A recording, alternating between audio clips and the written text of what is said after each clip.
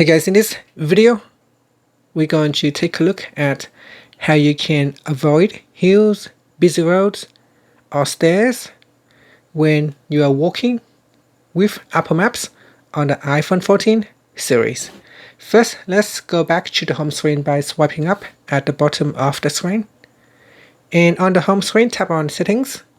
In Settings, go down and tap on Apple Maps. Next, we go down to the Directions section and tap on Walking. In here, go to the Avoid section and tap on Hills.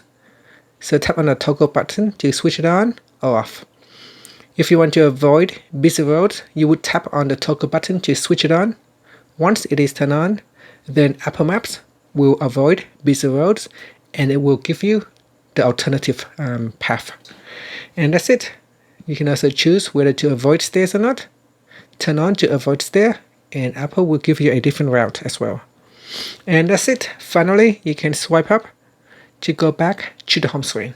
Thank you for watching this video. Please subscribe to my channel for more videos.